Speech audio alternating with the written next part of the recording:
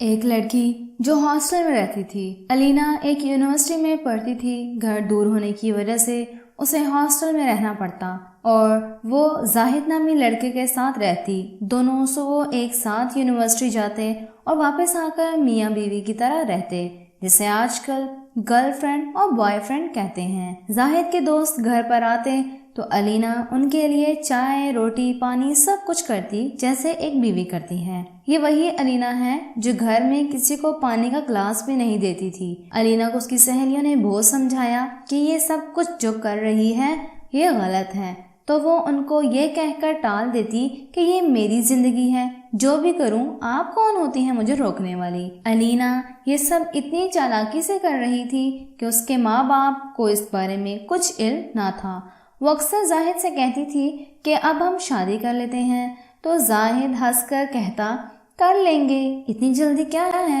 ایک دن شام کو زاہد گھر آیا تو الینا نے زاہد کو بتایا کہ میں امید سے ہوں، چلو اب شادی کرتے ہیں اور سب جو یہی ہیں وہ ختم کرتے ہیں۔ یہ سن کر زاہد آگ بگولا ہو گیا اور چلانے لگا کہ یہ سب تم نے ہونے کیسے دیا۔ اس کے بعد زاہد اٹھ کر اپنے کمرے میں چلا گیا اور الینا وہیں بیٹھی روتی رہی۔ 2 دن تک زاہد نے الینا سے بات نہ کی تو الینا نے زاہد کے دوستوں کو گھر بلایا جو اکثر آتے رہتے تھے اور زاہد کو سمجھانے کے لیے کہا کہ اب میں پیٹ سے ہوں، اسے سمجھاؤ کہ مجھ سے شادی کر لے۔ تو اس کے دوست بھی اسی کے جیسے تھے، اس کے پاس گئے اور کہا کہ بھائی اس سے شادی کیوں نہیں کرتا۔ یہ سن کر زاہد بولا پاگل ہو گئے تم لوگ، کیسے کر لوں اس سے شادی۔ یہ سن کر الینا کچھ بولنے ہی لگی تھی کہ زاہد نے اسے ڈانٹ کر کہا تم باہر دفع ہو جاؤ۔ یہ سن کر الینا کو اتنا صدمہ پہنچا کہ وہ دروازے سے نکلتے ہی بے ہوش ہو گئی اور گر پڑی۔ اس بات کا زاہد اور اس کے دوستوں کو کوئی علم نہیں تھا، وہ آپس میں باتیں کرتے رہے۔ اتنے میں جب الینا کی آنکھ کھلی تو اس کے کانوں میں ہنسنے کی آوازیں آئیں۔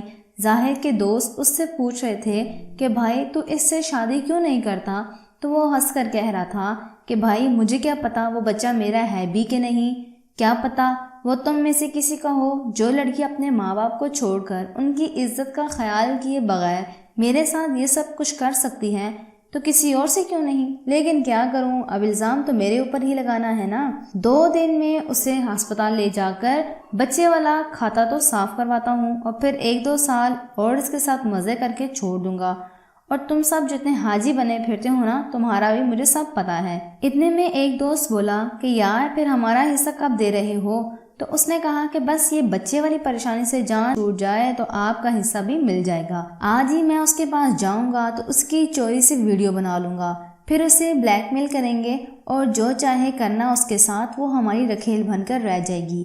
یہ سن کر جیسے الینا کے پیروں سے زمین ہی نکل گئی تھی اور وہ جلدی سے اٹھ کر اپنے کمرے میں چلی گئی۔ اتنی دیر میں زاہد کے دوست بھی چلے گئے اور وہ پلان کے مطابق اٹھ کر الینا کے کمرے میں گیا اور دروازہ کھٹکھٹایا۔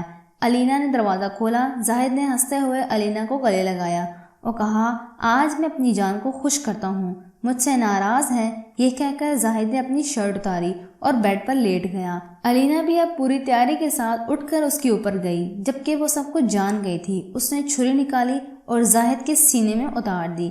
یہ سب کرنے کے بعد الینا وہیں نیچے لیٹ گئی اور رونے لگی اور اپنے آپ کو کوسنے لگی، کیونکہ اب وہ اپنے ماں باپ، اپنی اور اپنے بہن بھائیوں کی عزت خاک میں ملا چکی تھی۔ روتے روتے وہ گئی، صبح اٹھی اور اپنے کپڑے صاف کیے اور نکل گئی۔ اب وہ کہیں کی نہیں رہی تھی اور جو کچھ اس کے ساتھ ہوا تھا وہ اپنے آپ کو اس کا حقدار سمجھ رہی تھی۔ یہی نہیں بلکہ اسے بھی سکون نہیں مل رہا تھا، کیونکہ اس کی غلطی بہت بڑی تھی۔ یہ سب سوچتے سوچتے اچانک الینا ایک ٹریلر کے آگے کود پڑی اور اپنی جان بھی دے دی۔ بہت سے لوگ اپنی بیٹیوں کو پڑھائی کے لیے خود سے دور بھیج دیتے ہیں، لیکن وہ کبھی بھی آپ کو دور بھیج کر خوش نہیں رہتے، ان کا دھیان آپ میں ہی لگا رہتا ہے۔ اور لڑکیوں کو اس طرح کی آزادی مل جاتی ہے، کوئی روکنے ٹوکنے والا نہیں ہوتا۔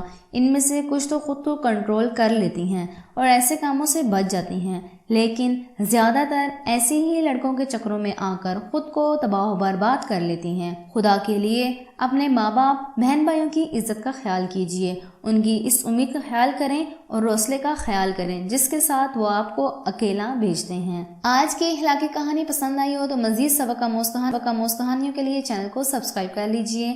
اللہ حافظ۔